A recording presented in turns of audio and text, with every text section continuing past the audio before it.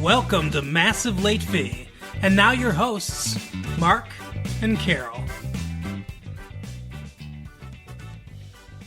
Well, hello everyone. Welcome back to Massive Late Fee. It's the summer. Massive Late Fee's back. My name is Mark. With me as always is my wife Carol. How you doing today, Carol? Hey, what's up? Not much. It's been a good week here. It is May 27th, 2000. It is, and that means that yesterday was my birthday. Happy birthday, Carol. Thank you. It was a good one. Yeah. It was a great birthday, I think. Yeah. We watched a road trip. We watched Road Trip. That's how we celebrated my birthday. With Thomas Green. And had margaritas. Yeah. Margaritas are amazing. The size of your head. Yes.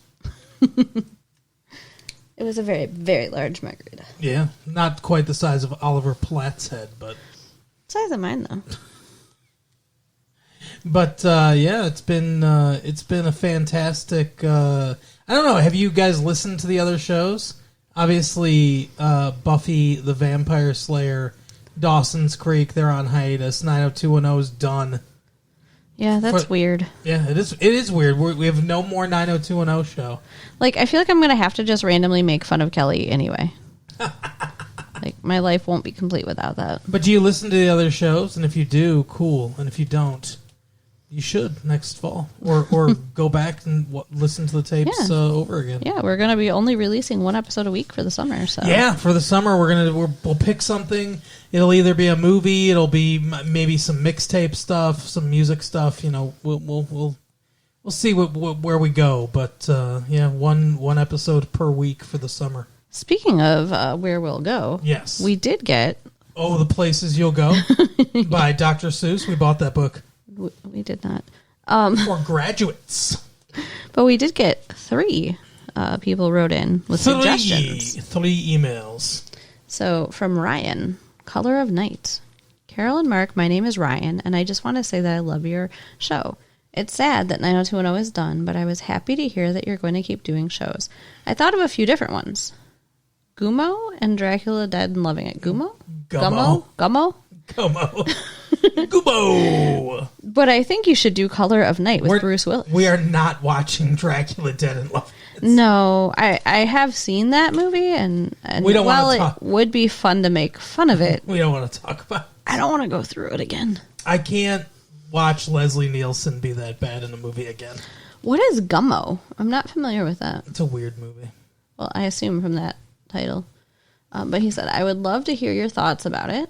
And I agree with that one guy you mentioned, Carol. You definitely have a sexy voice. Thank you. Hey, yeah.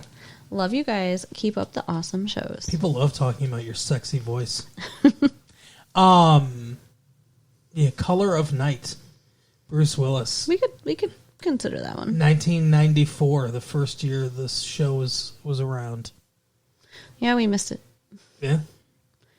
I'm not super familiar with it, but I know Bruce Willis's work, so.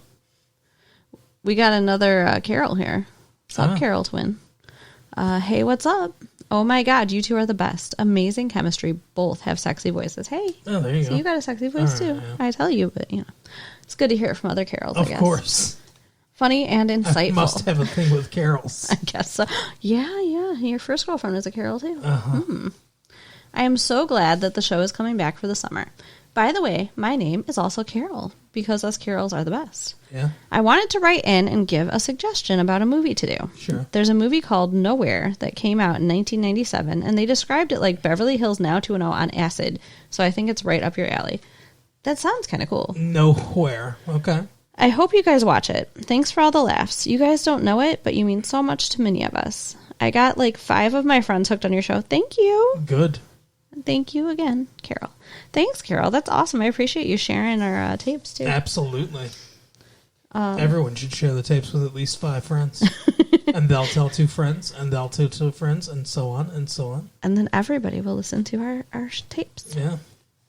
And the last one is from Ida. Movie idea. Hey, what's up? Hello, my name is Ida, and I'm a huge fan of your show. Mm-hmm. You two are hilarious, and I listen to all your tapes. 90210 was a favorite, even though I never watched the show.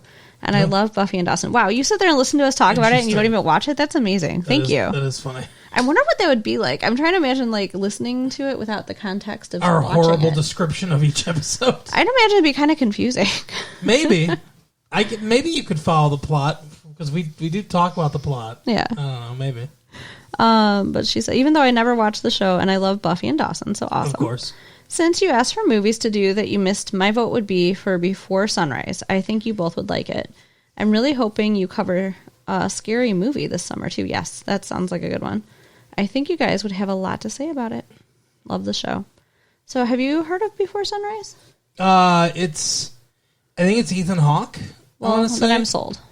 There you go. Yeah, like, I don't know. Like, I think it's part of a larger story. I'm not 100% sure, but yeah, I think it's Ethan Hawke and maybe Uma Thurman back together again. Oh, interesting. From, what was it called? Gattaca? Yeah. Well, we'll have to check it out. Yeah, we'll see. Thank you for the suggestions, guys. Absolutely. But this time, we did our own choice. We did our own research. Yeah.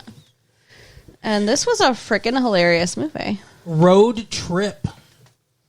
Yeah, I enjoyed it. It's a kind of, in a lot of ways, it's like a typical teen comedy movie. Yeah. Obviously it has the road trip element in it. And it's I was trying to think of other famous like road trip movies, like Trains, Planes, and Automobiles. Trains, Planes, and Automobiles would be one. Tommy Boy is like a road trip movie because they're going, like they're driving, trying to sell brake pads. Sure. And the other one I thought of was Blues Brothers. Is like a road trip kind of movie. And this doesn't feel like any of them, really. No, I think it feels a lot more like just like a teen comedy. It feels a lot like Animal House to me, or a movie like that. American Pie. Yeah, it has a bit of an American Pie feel to it for sure. I mean, there was literally Stifler in this movie. He just was named something else. E.L. Yell? E.L. E.L. The initials E, then L. What about Ian? I'm confused. You're His initial, scaring me. that's his name. The dude's name is L? E.L. His initials were E.L. Okay. Why are you yelling at me? Are you having a stroke? What the fuck? I don't know. Why do you not understand what I I'm went through saying? this weirdness this morning, too, at McDonald's. We're like, we weren't understanding each other, and now you're not understanding me. And I'm not understanding you. No, you're not understanding me. I'm understanding you. I get your confusion. You do? Then stop making me feel crazy. No, what I'm saying is I know you're confused. Oh, okay. I don't know why you don't understand me. Stifler's character's name was E.L. E.L. Okay. His initials. I don't know what it stood for. So- Maybe Edward Leonard. Are you talking about in the road trip movie? Yes. I don't remember them calling him that at all. They call him E.L. a couple Weird. times. I don't remember that. And that's a fucked up thing to call a person. It's his initials. Like, I don't know, JD or CJ? DJ or C. Lots of things that end in J, I think, work. Sure. EL? No. I could be MJ. Sure. And MJ, like in Spider-Man.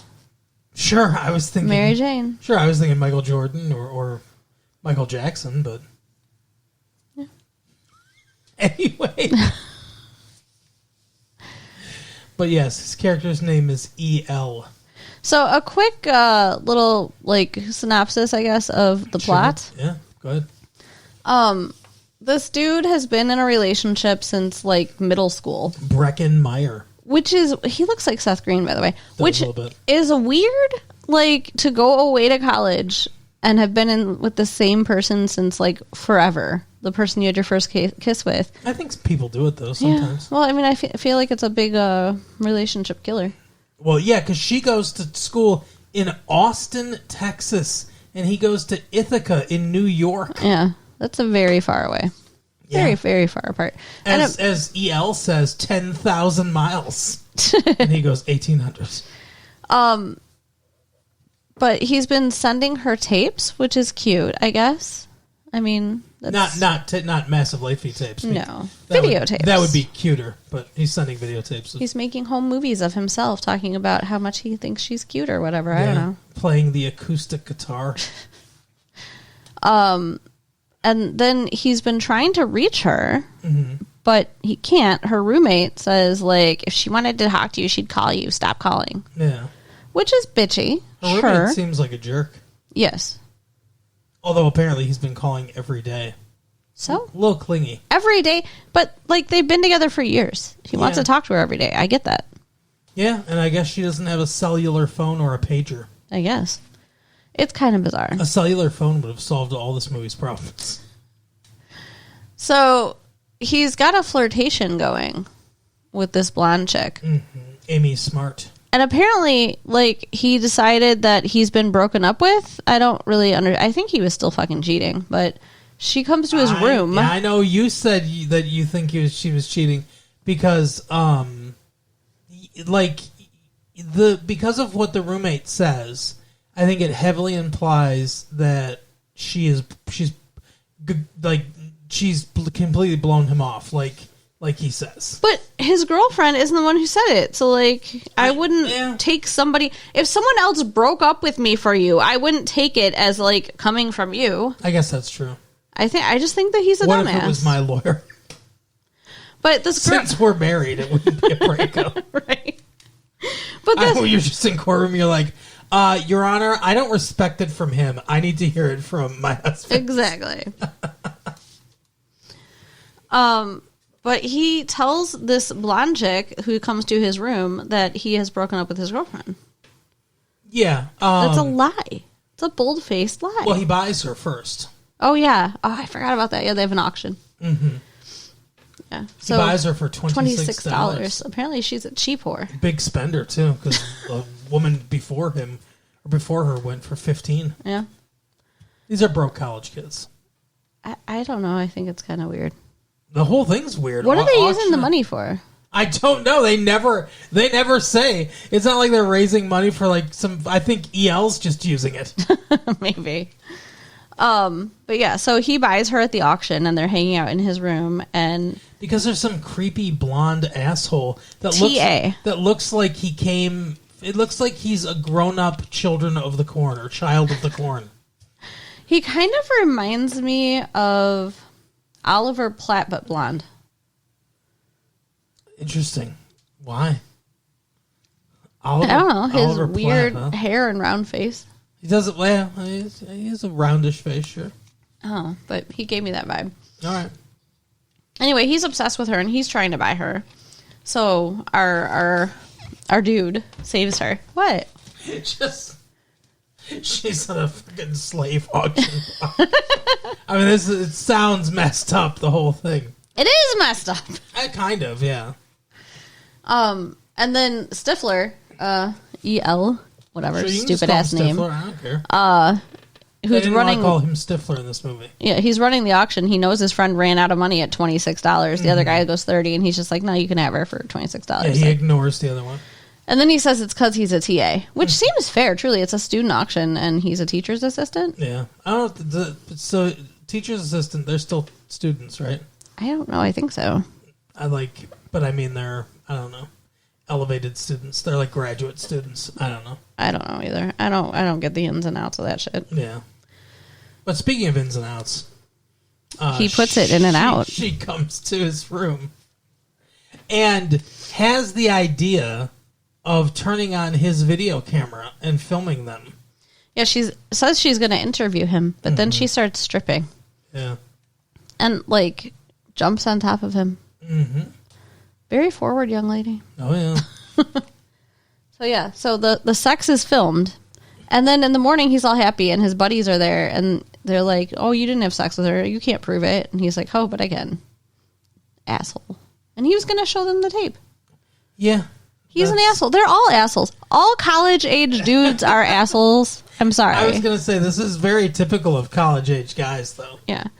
So he pops in what he thinks is their sex tape. He pops it in. And instead it's the video he made for his girlfriend, because instead he put the sex tape in the mail to his girlfriend. Yeah, well, the other guy, his roommate, the guy that must live or whatever. Must live. Yeah, he says that in the movie. That's one of the weird things that happens. Oh, that he feels like he's going to be important for the future. That's one of the weird things that happens in the movie. I don't think it's weird. I think it's just showing how like narcissistic his character is. Yeah, but it's weird to me how he's like, I feel like the people of Earth are going to need me. I must live or whatever. He has that one scene, and then I think he mentioned something to the older guy too, but he doesn't say that he feels he needs to must live or whatever. He's just like, it freaked him out that he had a encounter with death, basically. And then at the end of the movie, Tom Green, who's telling the story, is like, remember how he always thought that he was destined for greatness or whatever? And then they play that scene again, the one time in the movie he mentions it. It's kind of weird. And then he's like, oh, well, he was right, because at the end of the movie we get a whole, like, where are they now, like, thing. I have a question, though, before we continue with the plot, I guess. What is your question? The framing story of this is that Tom Green is leading a tour of Ithaca College, and the people are asking, like, about stuff and everything, and they start making fun of him, and they're like, you've never even been out of this town or whatever, and fucking nothing. Does anything exciting ever happen here? And he's like, yeah, this is like the setting of the greatest story ever told. By the way, the college is not the setting. The road is the setting. Like, most of the movie does not take place at the college. That is true. He's talking about. But my question is, do you think that the story we're hearing in this movie is true? No. So you think he made... Because it's somewhat implied, I think, that he's made this whole thing up. Yeah, I mean, he's at least embellishing a ton, if not having made it up. Well, he's shown throughout the movie to be an unreliable narrator. When he talks about the women standing around topless and talking to each other and stuff like that. Like, there is no way he'd even know that conversation took place. Right. And obviously, like, the movie implies, because the girls in the audience are like, the women don't just do that. Just stand around talking topless. And he's like, oh, yeah, they did. It's my story or whatever. Like, so it's clear, like, he's just making that part up, right? And I assume that the part where he's making out with two girls that are topless at the party where he buys Amy Smart, the main character, where Breckenmeyer buys Amy Smart, I assume that's also made up. Yeah. Like that didn't happen. But I'm wondering do any of these people exist? Like, is he making up the whole thing? Oh. The tape, the road trip, that... Yeah, I didn't think you understood my question because you were so quickly, with no thought, just like, yes, of course, this another thing's made up. No, I don't think that he created these characters out of thin air. You don't? Mm-mm. So I think it's definitely possible that he's made this whole thing up. He is a weirdo. I mean... He talks about, like, high time... Like the one dude wins High Times Man of the Year. That's easily verifiable. Sure. But it's a pretend story, so we can't verify it. Yeah, I know, we can't can't verify it, but they could in the show. But they don't. In the movie, whatever. So it leaves the question unanswered. Yeah, but that's what I'm saying. Like, it's so... Does High Times have a Man of the Year? Of course they do. Of course. It's usually Willie Nelson. Or Snoop Doggy Dogg. Cheech and Chong. Yeah. 1 year. What year was Hitler, weirdly? Ah. You know, he was like Times Man of the Year or whatever. Oh my God. But anyway, so I think it's possible. I don't. Maybe you don't want to have a discussion about this, about the possibility. But I think it's possible he's making this whole thing up. Why? I mean, like, I hear your why, but like, what does that add to anything? It doesn't. It doesn't add to the movie, but like, he was put on the spot.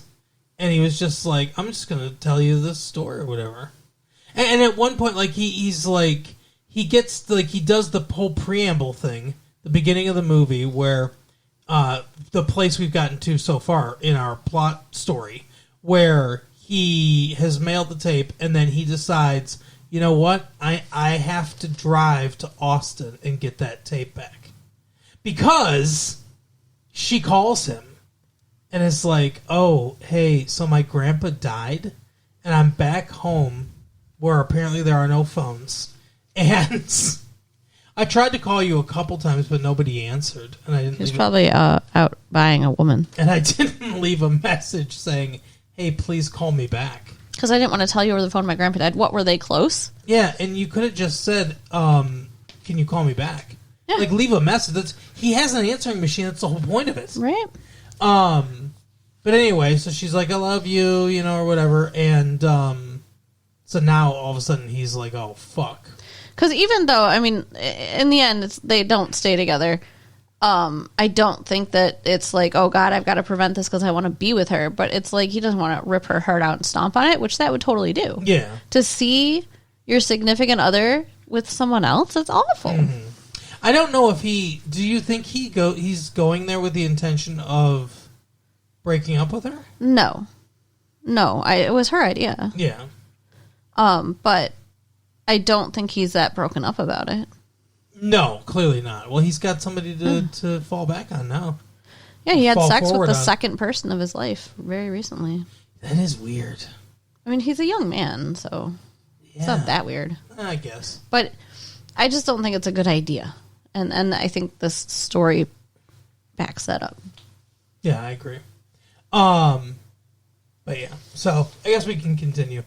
We'll go with the assumption that Seth Green is not completely making everything up. It's not Seth Green. It's Tom Green. I'm sorry I said Seth Green. I've thrown you all off. I think that one of the things that works about this movie is the humor is very normal and straightforward, like very typical that you would find in a teen comedy of the time. Mm-hmm. And then it's contrasted by the completely crazy humor of Tom Green. Mm-hmm. And I'm sure you guys are all aware, but Tom Green, I've been a fan of Tom Green for a while. Tom Green, Canadian performer, I guess, comedian that had his own public access show in Canada that got insanely popular and was kind of discovered by MTV.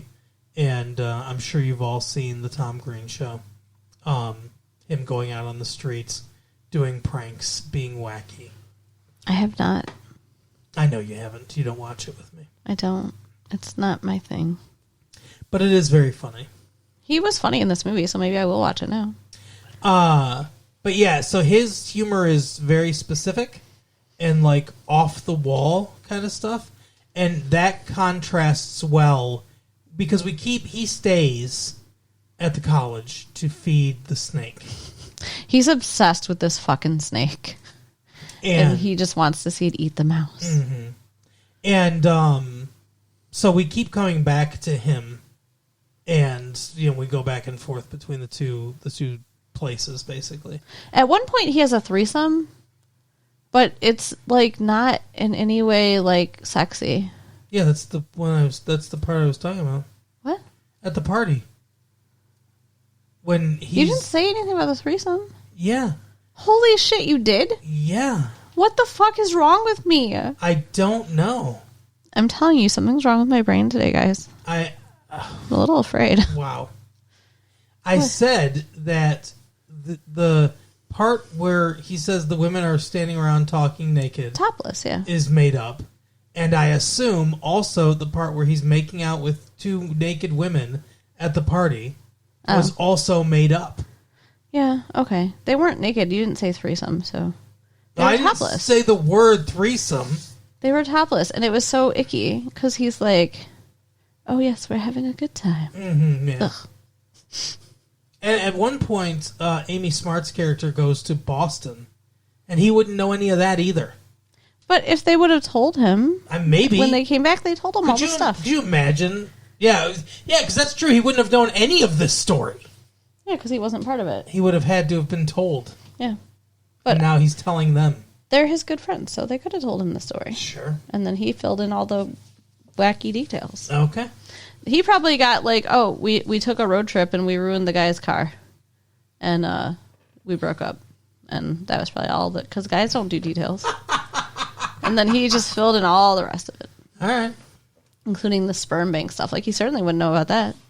How's he going to know this guy's sexual preferences from this point forward either? Yeah, seriously. Like, no dude's going to be like, oh, I love it up the ass. EL told him that. I'm sure he did not. I'm sure he did not. But where is he now? Is he's with a medical student. Mm-hmm. I honestly think none of this movie happened. All right. I guess. I don't think any of these people exist. I think Tom Green's a mental patient. He's not I don't even think he goes to that school. I think he's just like found a bunch of people to lead on a tour. Well, at the end, he's like making out with this poor kid's mom in front of him. That is funny. Mom. But anyway, so where were we? I don't know. Because you derailed me by saying I never talked about the threesome. Sorry. But I did. I apologize. I didn't. Oh, seriously, where were we? I have no idea. Well, we weren't like telling like in order or anything that happened. So I guess maybe the place where I started, where I stopped. Oh, we were talking about the contrast of the humor. Oh, okay, yeah, you were talking about that. Wow. Welcome back, everyone. She really cares. She's super into what I'm saying that she's not listening to in this episode, and yeah. I love you so much. You're the best. What were some of your favorite parts of this movie? How about that? Let's get you back engaged in this show. There were a lot of boobs. I enjoyed the boobs. Many, many boobs. There was a lot of that. I loved the humor. I mean, I know you're just talking about the humor, but it was funny. Like, it made me laugh out loud a lot. Yeah. My favorite part of the movie? It's so weird because it's kind of a dumb comedy, and you're not super into dumb comedies. I don't know. I think maybe the snake. I love that, I like rapid changes in tone and mood. I find that funny. And when we go from, whatever's... I don't remember the scene right before this, but we'll something with the road trip where it's, just regular stuff's going on. And then we cut to Tom Green kicking the door open to feed that snake, or to get ready to feed the snake, because it's the day before. Yeah. I love that he has the discipline. He's so psyched about the whole thing, but he has the discipline to wait until Saturday because the snake only eats once a week.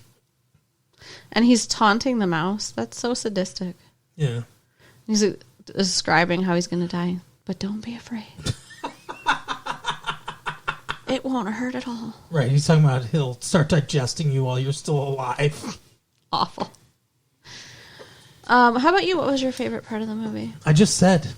Motherfucker. I just explained that was probably my favorite part of the movie. But I said that. I thought you were talking about it because I said that. You didn't say that. I did. I said the snake. Okay. So the snake part, sure. Well, the snake incorporates... So the snake itself was your favorite part? The whole storyline. All the interactions. We had the same favorite. Oh, my God. Except I also liked the boobs. You didn't mention the boobs. Yeah, they were fine. Yeah, it was. There's some sex in it for sure. Well, there's only a little bit of sex, but there's a lot of boobs. Okay. Well, yeah, I know. You thought Amy Smart was hot. Yes. The other girl's hot too, but we don't see her naked. The redhead. Yeah. Yeah. But she's more cute than hot. Amy Smart's hot. The other girl's cute hot. She does take off her shirt in his dream sequence, but she has a bra on. Yeah. Yeah, go ahead. Oh, no, you. No, you. What? What were you going to say? I don't know. God damn it. Oh, that she's only in the dreams. You said that before, except for the very end. Yeah, we only see her in dreams. The little movie thing that they show at the beginning, of them as teenagers or whatever, which is not really the actress. And then at the end of the movie, we see her in real life. But the other scenes that she has in the movie are not reality scenes. Mm-hmm. They're dream sequences of his. Her seeing the tape and vomiting, and then her making out with some guy. Do you think she cheated on him? I mean, she apparently did when he was at camp when they were 14. Right. What does it matter? Because they're not real anyway. But yes, I do think she cheated on him. But I mean, do you think she cheated on him at college? Mm-hmm. Okay. Isn't that why they decided to break up? Because she wants to see other people? Yeah, I mean, that's what she says. She says, hey, you know, like, EL says to him, the days of you being able to drink, do drugs, and hook up with like hot teenagers or whatever random girls is like closing by the day or whatever.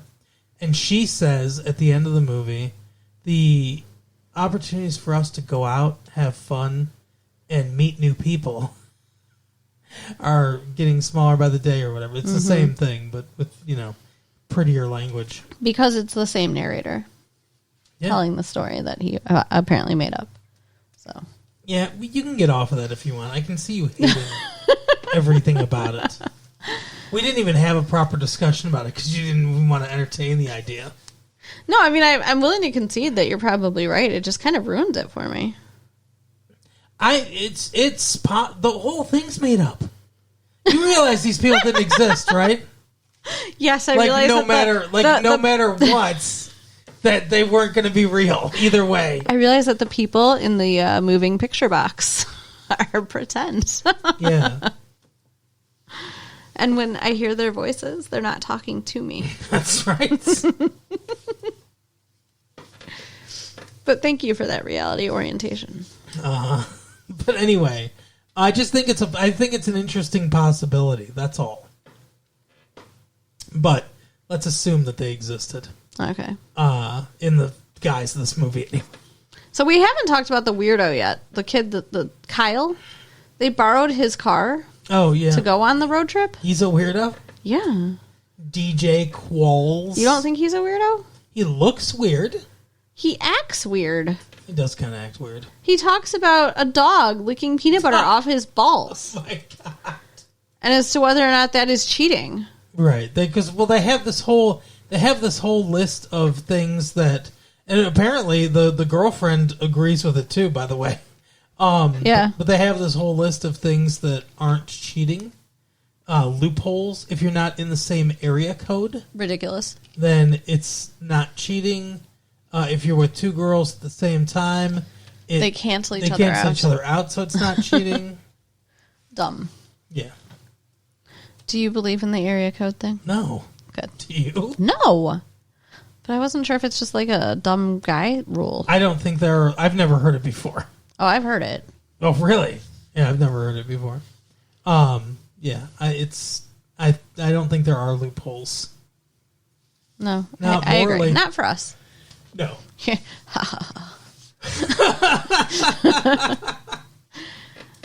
You're never getting out of this. But yeah, so they are talking about these rules and everything, and so he comes up with one that he comes up with on the spot, I think, where he says it's not cheating if you put peanut butter on your balls and let your dog lick it off. So disgusting. Because it's your dog. Oh, they all act disgusted, rightly so, and then he's like, "No, because it's your dog." Yeah, like he has to explain it. And the guy goes, "No, we can't." So funny. But yeah, he's definitely weird. He's very, like, you can tell he's sheltered. He's scared of his dad.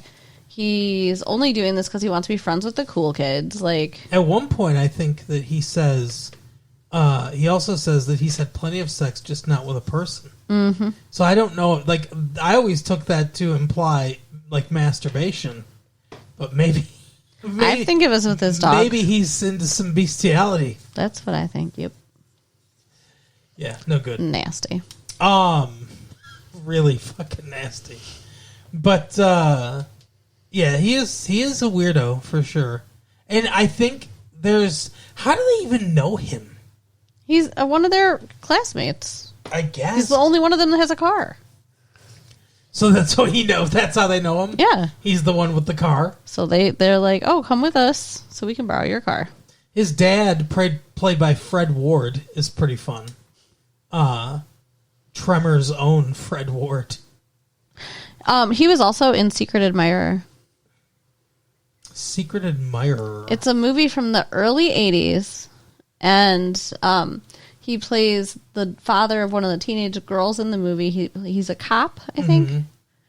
And he's like this tough guy. And like, he's in this movie, he's gray. But in that movie, he has, dark hair. And he's younger. And he's gray. Yeah, I mean, it was like 15 years ago. Yeah, so.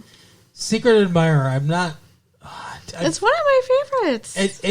There's boobs in this movie, too. It sounds familiar, but Good I'm boobs. Not 100% sure. Jerry Maguire's fiance is like one of the main characters. Kelly Preston? Yeah. Kelly Preston is one of the girls. There's like a love triangle. Okay. And there's like, the School of Float. School of Float? That doesn't ring any bells. Maybe you haven't seen this movie. School of Float. Yeah, it's all this misunderstandings because there's a secret admirer note put in somebody's locker, and they make an assumption about who it's from, but it's not from that person, and then the person it is from, it's like a whole thing, and then it gets put in parents' bags, then parents are making assumptions about people giving them notes that didn't happen. Oh, I remember this, yeah. He's in that movie. He's one of the dads. I remember that movie. I thought so. There's some party, it. Kelly Preston's naked in that movie. Yeah. Yeah, there's some party scene or something like that. I remember. I think we see her boobs at least twice. Yeah. Well, that's good. Yeah. But yeah, that's Secret Admirer. I kind of remember that. But yeah, Fred Ward's in this, and he's great as usual. He plays very gruff in this movie too. Mm-hmm. Now we've been coming here for 20 years. We've only been open 8 years. That's the kind of there's really quick like humor like that in this movie, and I think that the punchy writing is a big part of this.